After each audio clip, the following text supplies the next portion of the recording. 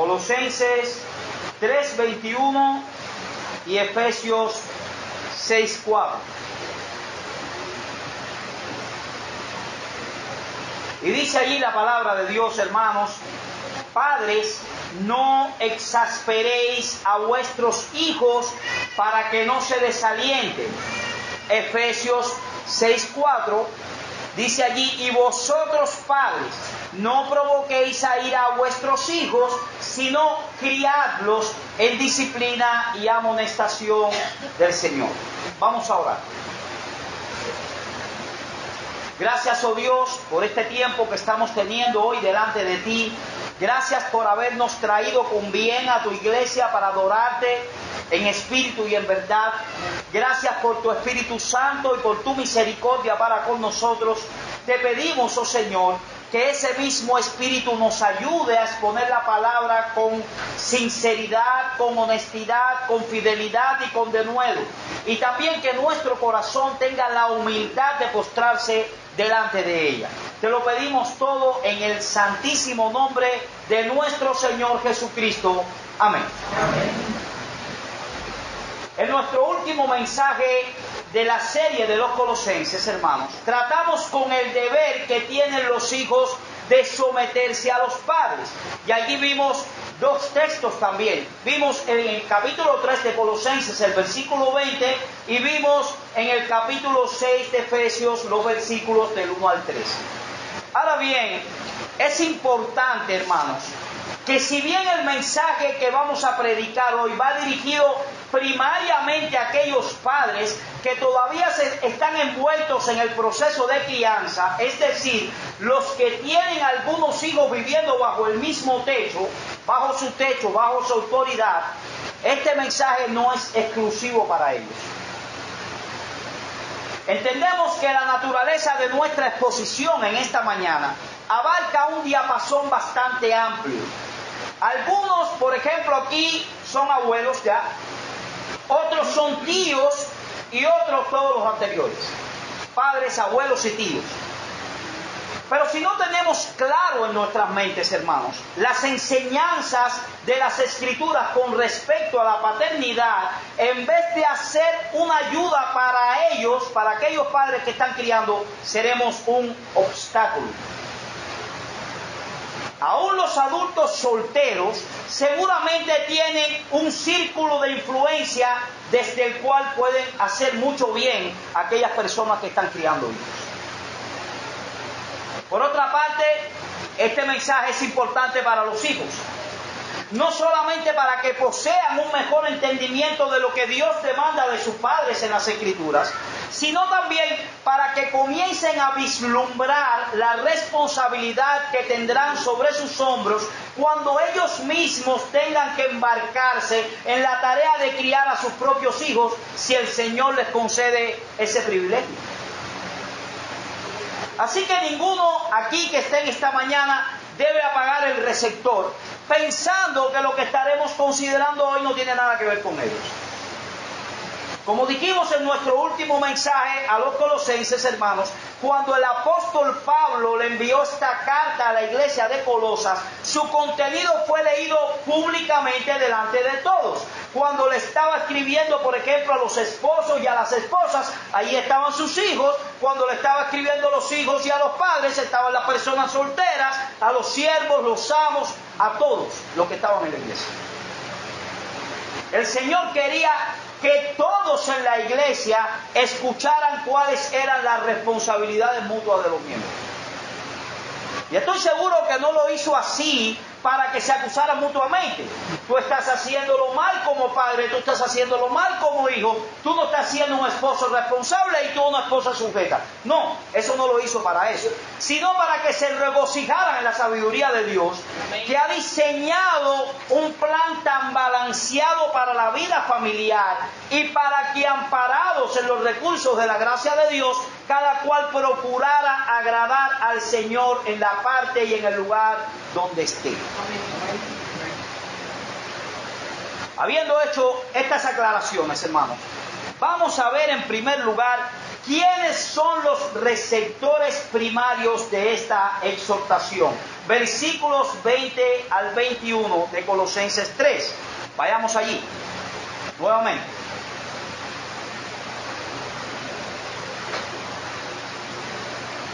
Hijos, eso lo vimos en el sermón anterior, obedeced a vuestros padres en todo, porque esto agrada al Señor. Versículo 21, padres, no exasperéis a vuestros hijos para que no se desalienten.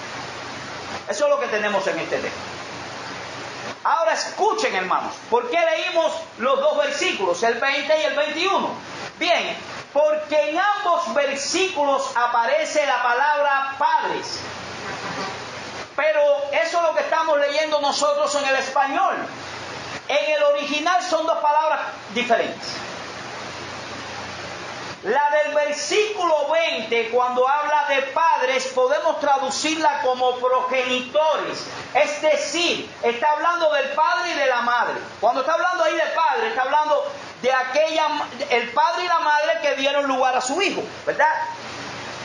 Es por eso que en el texto de Efesios 6, Pablo se vale del quinto mandamiento del decálogo para recordarle a sus hijos que debían honrar a padre y madre, porque ese es el vocablo que tenemos ahí. De manera que ambos padres tienen una responsabilidad en la crianza de sus hijos y ambos poseen la misma autoridad en esa crianza. Sin embargo, el término que Pablo usa en el versículo 21 cuando dice padres es la palabra griega páteres. Es diferente, que parece señalar de manera especial a los hombres, a los padres. Ellos son los que tienen la responsabilidad primaria de guiar a la familia, incluyendo a sus esposas en el papel de madre. Hermanos, hombres que están aquí hoy, te toca eso. Dios ha puesto sobre sus hombros la responsabilidad de guiar a tu familia, criar a tus hijos, guiar y apoyar a tu mujer en esa crianza también. Contrario al pensamiento del mundo en este sentido, hermanos, Dios coloca sobre los hombres la responsabilidad del liderazgo de la familia. Por supuesto, nosotros sabemos que las madres juegan un papel extraordinariamente importante y pudiéramos decir medular y vital en la crianza de los hijos. Generalmente ellas pasan más tiempo con ellos y ejercen una influencia determinante en sus vidas. Pero el hombre es responsable ante Dios de proveer a sus esposas y a sus hijos la guía, el sostén y la protección que necesitan en un clima de amor y servicio en la familia. Ser cabeza de familia, mi querido hermano, no es contemplado en la Biblia como una ventaja, sino como una gran responsabilidad. Amén. Nosotros tenemos un trabajo que debemos hacer de manera intencional y esforzada, procurando el bien espiritual y físico de nuestras esposas y nuestros hijos. ¿Quién lo dice? La Biblia, la palabra de Dios. Mis hermanos, Dios nos ha llamado a hacer un trabajo. Un trabajo que está muy por encima de nuestras capacidades naturales y que solamente puede ser hecho en dependencia de Él. Dios te contrató espiritualmente para ese trabajo, pero Dios no es un amo injusto. Él te contrató, pero Él te da los recursos que tú necesitas a cada momento para poder ser el padre que Él quiere que tú seas. Y Él nos pedirá cuentas algún día por esa mayordomía que nos fue confiada. Mi querido hermano que estás aquí, esto no es un asunto de ver si lo hago o no lo hago. Dios te pedirá cuentas. Él te dio la responsabilidad y la gracia para que seas un padre bíblico. Lamentablemente, hermanos, la influencia del mundo ha tenido un impacto profundo en la iglesia de Cristo en este asunto. En muchos hogares cristianos es la mujer y no el hombre la que va adelante en la vida espiritual de la familia y de los hijos. Y eso dice mucho de la responsabilidad con que los hombres cristianos de este tiempo están asumiendo su masculinidad y su paternidad, y el impacto del feminismo por otro lado. Es decir, el feminismo viene a una velocidad extraordinaria, pero es que los hombres se la estamos dejando en la mano. Porque estamos abdicando de nuestras responsabilidades, por comodidad o por ignorancia, por la que sea. Mis hermanos, el impacto que este matriarcado, el gobierno de las mujeres, está produciendo en las iglesias y en la sociedad es devastador. Sobre todo por el desarrollo de un verdadero liderazgo. La masculinidad es algo que se produce mayormente en un ambiente en el que las mujeres se comportan como mujeres y los hombres se comportan como hombres. No como machos, sino como hombres. Hay una diferencia. De manera que tanto el padre como la madre tienen la responsabilidad de criar a los hijos en el temor de Dios, pero el padre es el principal responsable de este deber. Y eso es lo que queremos que nos llevemos claro en esta primera visión a vuelo de pájaro del texto. La palabra dice pateres, padres, hombres, somos los responsables. Ahora bien, antes de seguir adelante, no debemos asumir que todo el mundo tiene una idea clara de cuál es la tarea que Dios le ha puesto al frente, por delante en lo tocante a la crianza de los hijos. Así que permítanme detenerme un momento para definir el significado de la palabra paternidad. La responsabilidad que Dios ha puesto sobre nuestros hombros no es sencillamente la de proveer a nuestros hijos la crianza y la educación que necesitan en el proceso de desarrollo para pasar de ser niños a adultos. La mayoría de la gente dice, yo soy un buen padre, yo traigo la comida, él no está descalzo, tiene zapatos y además de eso va a la escuela y yo le compro los libros que le hacen falta. Yo soy un buen padre. Nuestra responsabilidad no solamente es esa forma parte de nuestra responsabilidad, pero ni tan siquiera es lo más medular. Nuestra responsabilidad es traspasarle a nuestros hijos una cosmovisión, una forma de ver la vida a la luz de lo que Dios nos ha revelado en su palabra, de tal manera que ellos puedan vivir para Cristo aquí y ahora y disfrutar de Él por toda la eternidad. Y voy a aclarar esto si Dios se lo permite. Vamos a ver en un momento que tenemos una responsabilidad, pero esa responsabilidad no es completamente segura en el resultado. El resultado no es nuestro, es de Dios. Amén. ¿Qué dice Deuteronomio 6 del 1 al 9, hermanos? Vamos allí. Deuteronomio 6 del 1 al 9. Dice: estos pues son los mandamientos, estatutos y decretos que Jehová vuestro Dios mandó que os enseñase, para que lo pongáis por obra en la tierra a la cual pasáis vosotros para tomarla, para que temas a Jehová tu Dios, guardando todos sus estatutos y sus mandamientos que yo te mando. Tú, tu hijo, el hijo de tu hijo, todos los días de tu vida, para que tus días sean prolongados.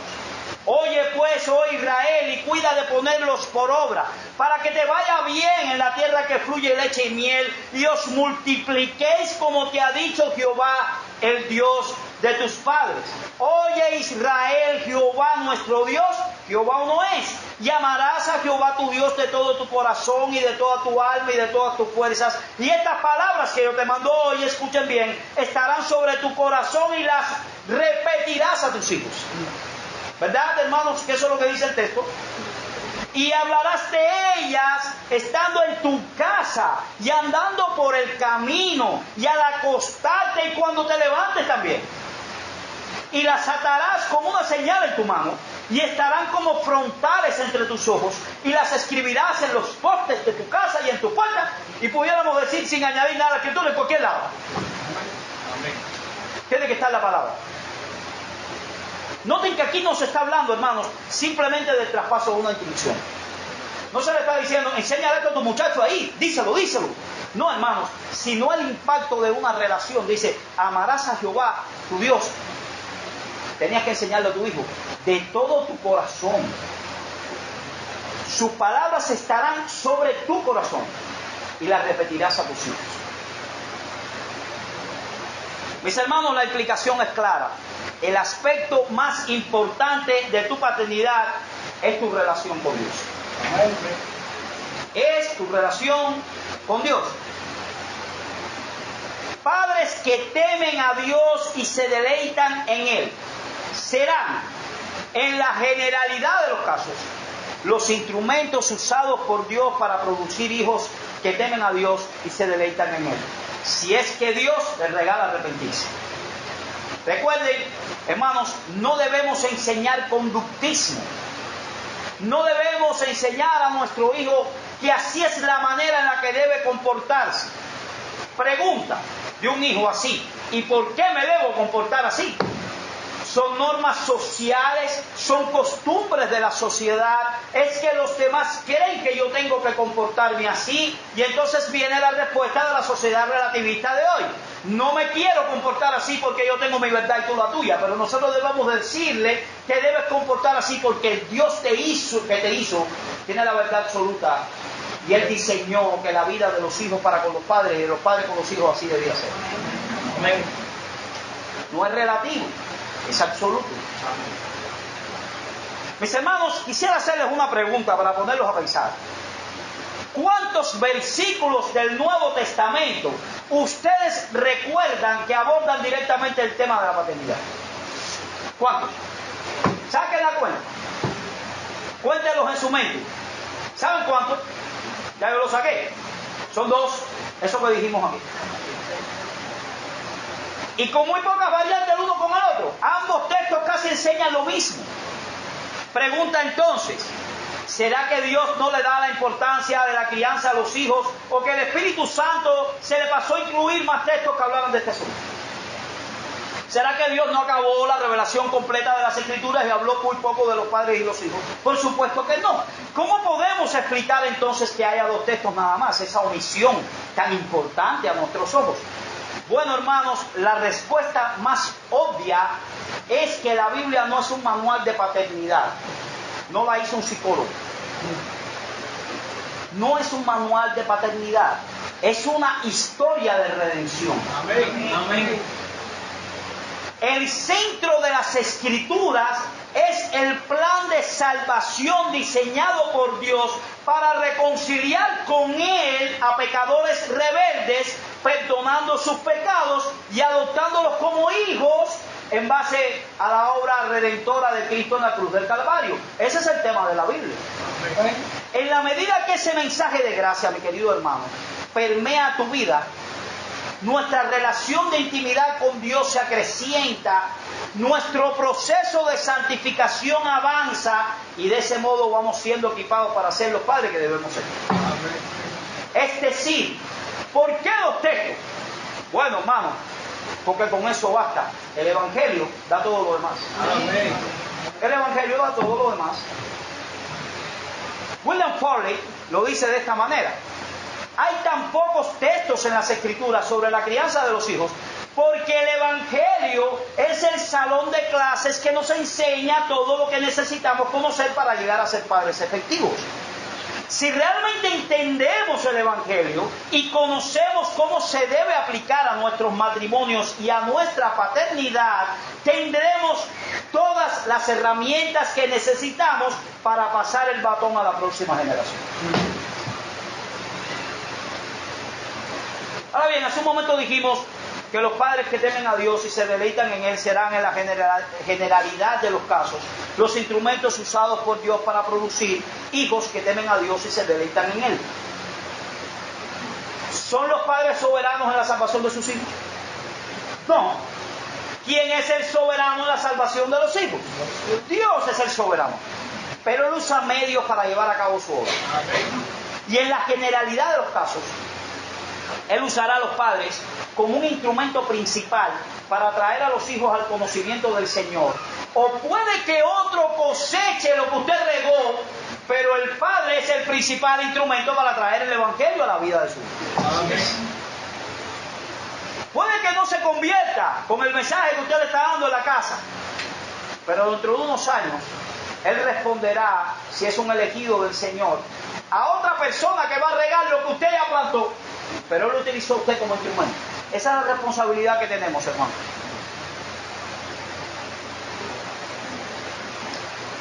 Ambas verdades están en las Escrituras, una al lado de la otra.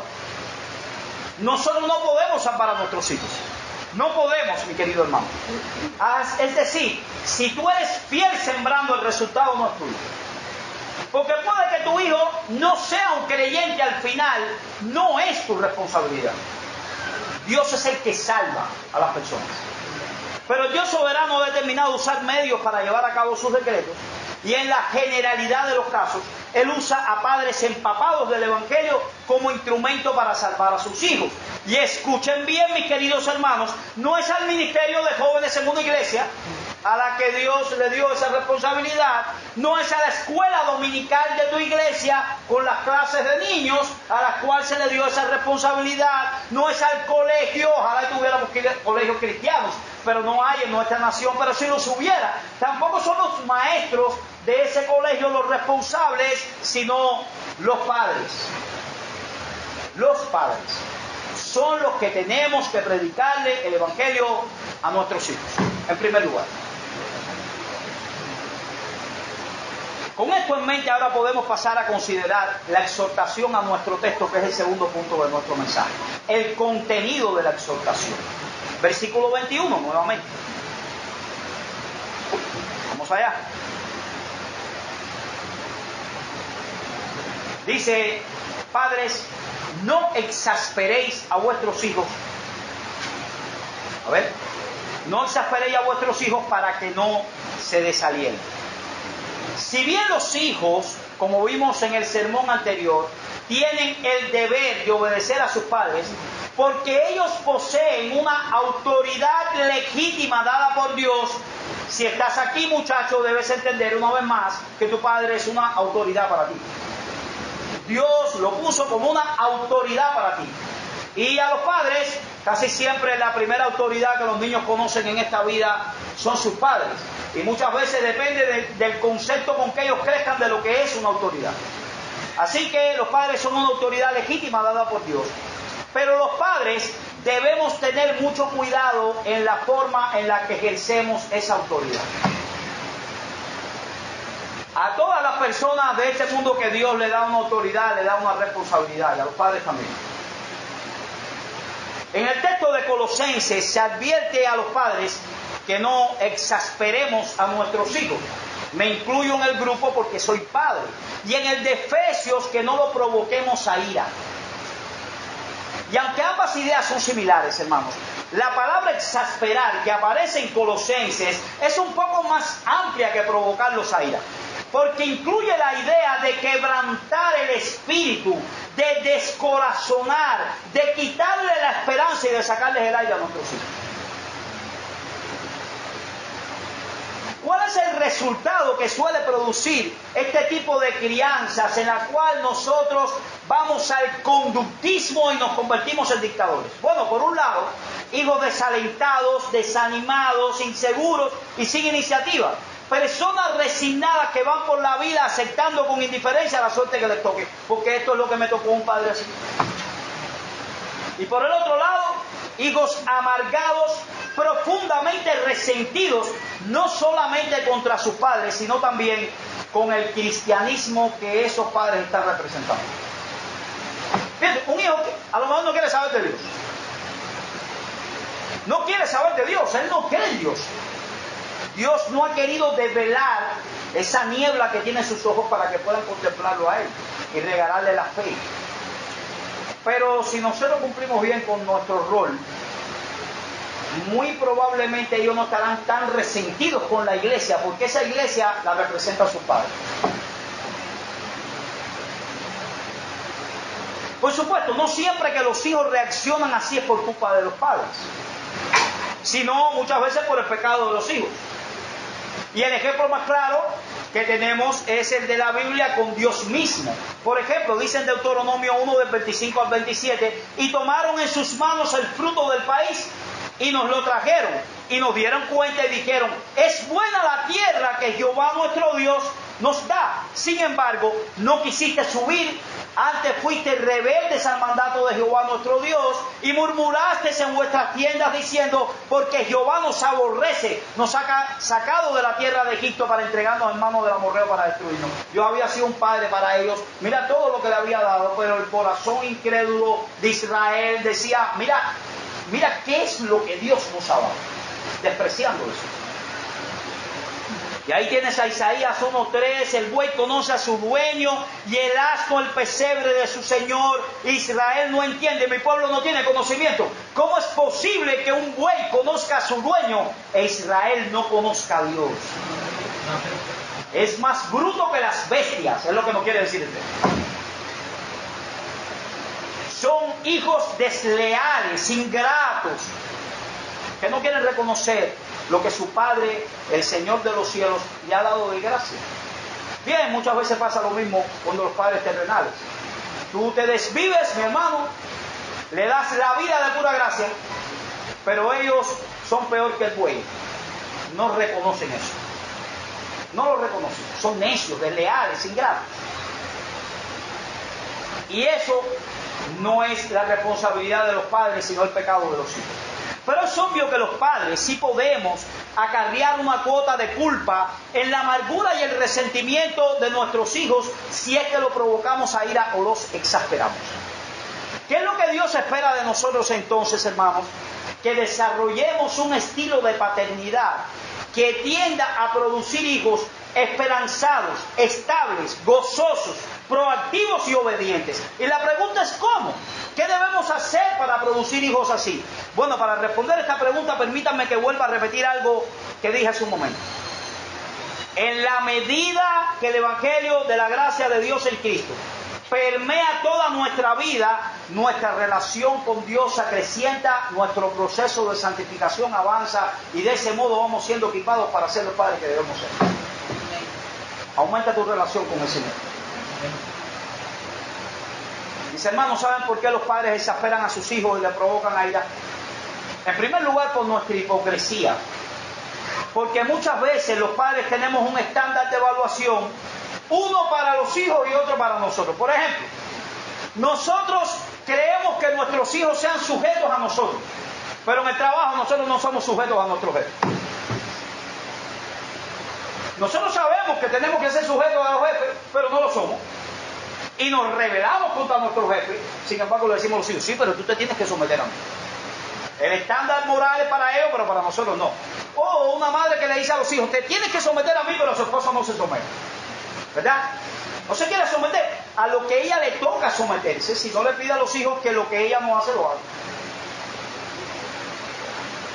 También por exigir de ellos cosas irracionales, porque no tomamos en cuenta la inexperiencia, la inmadurez de nuestros hijos.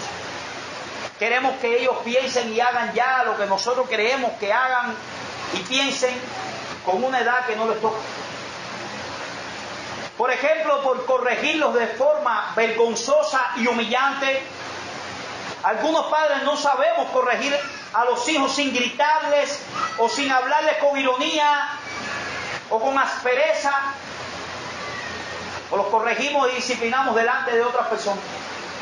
Y los humillamos. Por una disciplina impulsiva, errática e inconsistente. Por no saber diferenciar entre un pecado y una debilidad. Cuando prometemos cosas y no las cumplimos. Cuando mostramos favoritismo a un hijo en particular, olvidando el otro. Todas esas cosas provocan a ira a nuestros hijos y los desalientan. Pero ¿qué es lo que producen nosotros como padres, incluyendo a los padres cristianos, este tipo de conducta? No olviden que las cartas que aparecen, estas exhortaciones, fueron escritas a iglesias cristianas. Es decir, les está hablando a padres creyentes. Y les está diciendo, aún ustedes siendo salvados por Cristo, pueden exasperar a sus hijos y provocarlos a ira. No se está hablando aquí a padres impíos, sino todo lo contrario, padres creyentes. Y eso puede suceder por ignorancia, hermanos. En la mayoría de los casos también hay otras razones envueltas. Cuando predicamos sobre el deber de los hijos, el domingo anterior, dijimos algo que quisiéramos repetir ahora. La razón por la que los hijos se frustran muchas veces con sus padres es la misma razón por la que muchos padres se sienten frustrados por sus hijos. ¿Sabes cuáles son? Los ídolos del corazón. Los ídolos del corazón.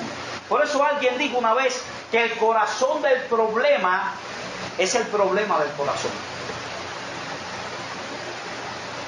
Queridos hermanos, la idolatría es el problema en la mayoría de los casos, incluyendo, repito, los padres cristianos. Como puede suceder con cualquier otro pecado, la idolatría puede atrapar a un creyente en un momento dado. Y escuchen bien, la mayoría de las veces nos atrapa si nosotros damos cuenta. Por ejemplo, ahí tenemos en 1 Corintios 10, versículos del 6 al 7, les está hablando Pablo a esta iglesia de Corinto acerca de aquellas personas judías de aquella generación que no pudieron entrar a la tierra prometida, mas estas cosas, dice, sucedieron como ejemplo para nosotros, como para que no codiciemos cosas malas como ellos codiciaron, ni seáis idólatras como algunos de ellos fueron. Según está escrito, se sentó el pueblo a comer y a beber y se levantó a jugar.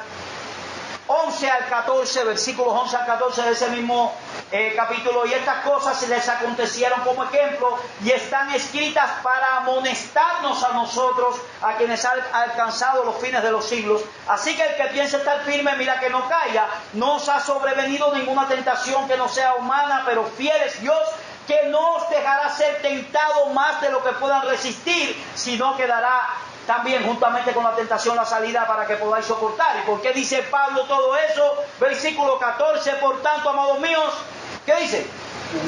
Huyan de la idolatría. Como a sensatos hablo, juzgad vosotros lo que digo. Es cierto que lo que le pasó a ellos no nos sucede a nosotros también. Dice Pablo, claro, es por eso que el ejemplo está aquí. Para que aprendamos a no tener ídolos en el corazón. Primera de Juan 5:21, y es una epístola general, universal, a todos los creyentes, que dice, hijitos, guardaos de los ídolos. Guárdense de los ídolos. Mi querido hermano, ¿qué cosa es un ídolo? Es algo que toma en nuestro corazón el lugar que le toca a Dios. Nuestro corazón es una fábrica de ídolos. Constantemente estamos anhelando otra cosa que no es Dios. Y tenemos que arrepentirnos de una idolatría de la cual ni nos damos cuenta. Si no tratamos apropiadamente con los ídolos de nuestro corazón, estaremos muy mal equipados para luchar contra la idolatría de nuestros hijos. ¿Y cuáles son los ídolos más comunes que suelen impactar negativamente nuestra paternidad? Bueno, Paul Tripp en su libro menciona 4. Y son los que más o menos vamos a decir aquí. En primer lugar, el primer ídolo es la comodidad. Cuando los padres están controlados por este ídolo y su máxima aspiración es una vida quieta, reposada, tranquila, totalmente predecible, constantemente se van a frustrar en la crianza de sus hijos. ¿Y saben por qué? Porque los hijos desbaratan ese castigo de naipe completamente. Imaginemos a un padre regresando a casa después de un largo día de trabajo, anhelando con ansias una noche, descansando en su cama, tomándose un jugo frío, conversando con su esposa y viendo el televisor. Pero al llegar a casa se encuentra con que 2 de sus hijos están envueltos en una pelea, en una discusión que no tiene final. Le arruinaron la noche.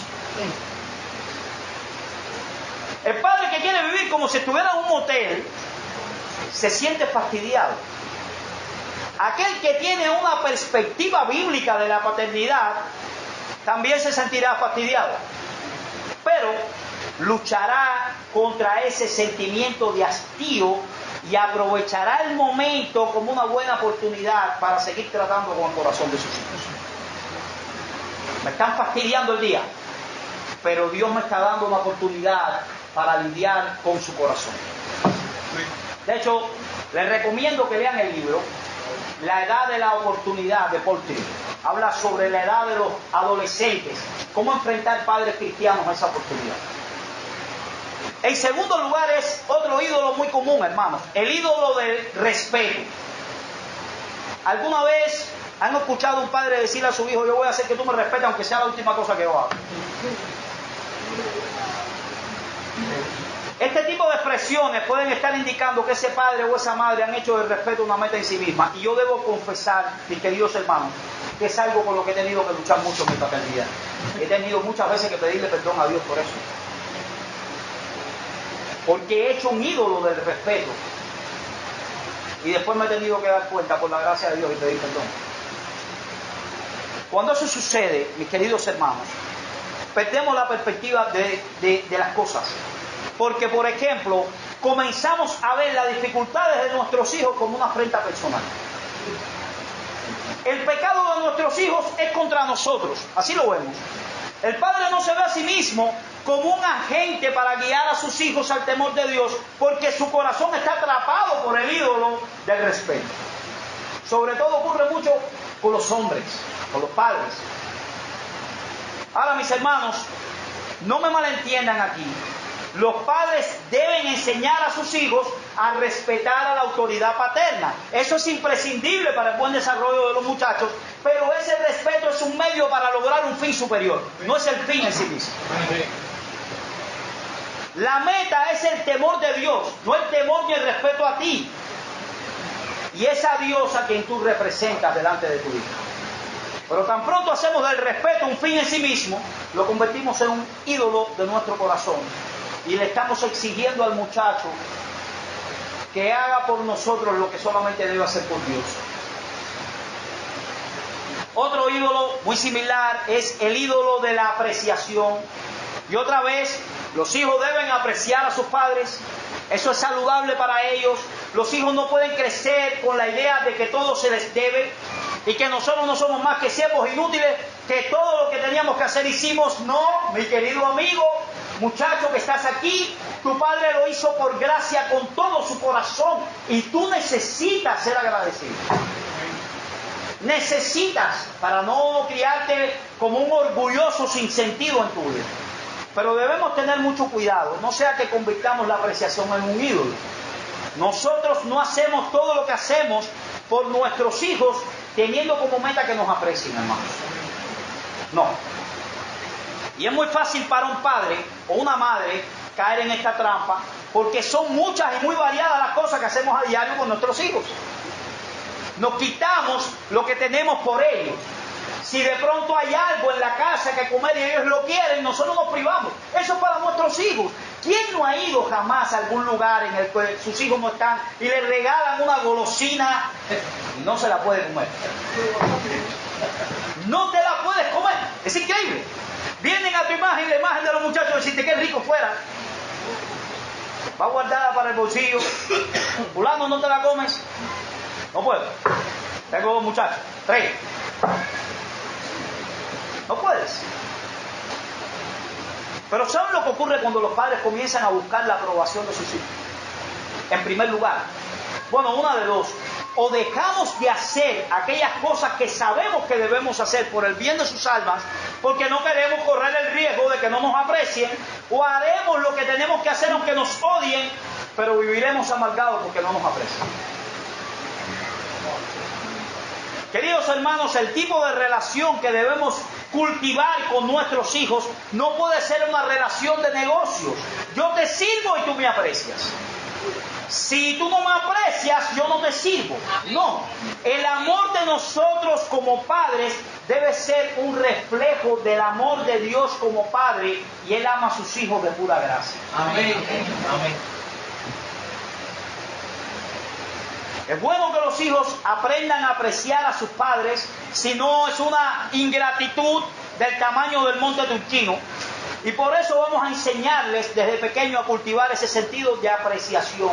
Pero no debe ser nuestra meta como padres tener el aprecio de nuestros hijos, sino hacer lo que Dios nos ha mandado con ellos. En cuarto y último lugar, disculpen, Paul Tripp menciona el ídolo del éxito. Del éxito.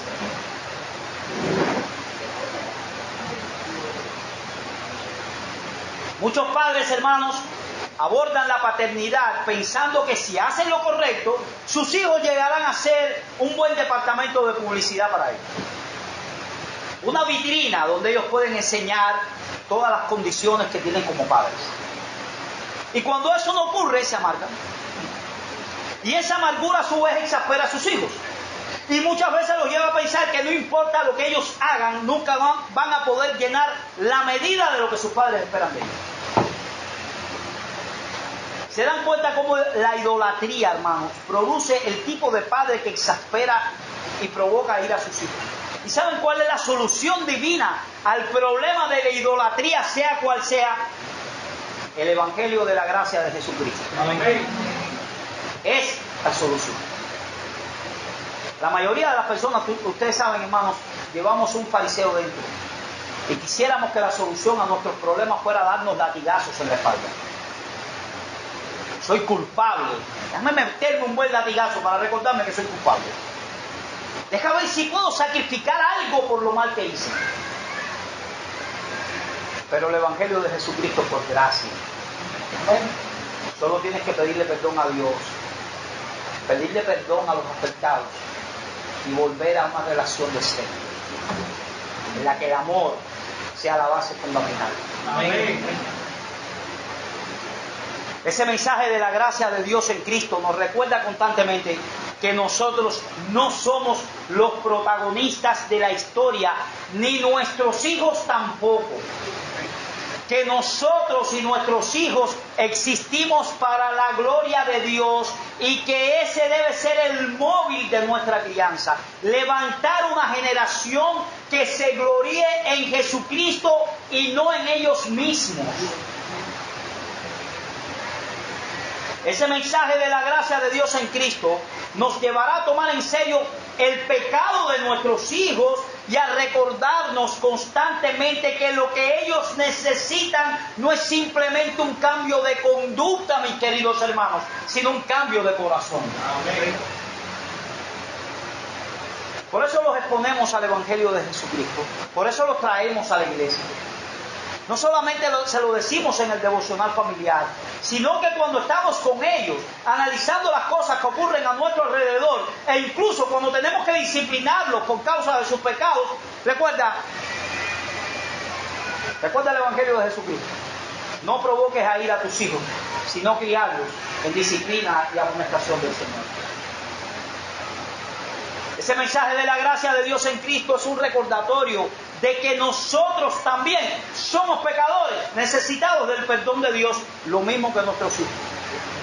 Es por eso que los padres, centrados en el Evangelio, acuden constantemente a la cruz a encontrar el perdón que sus pecados necesitan y no tienen inconvenientes en pedir perdón a sus hijos cuando han sido testigos de nuestros pecados o afectados directamente por ellos.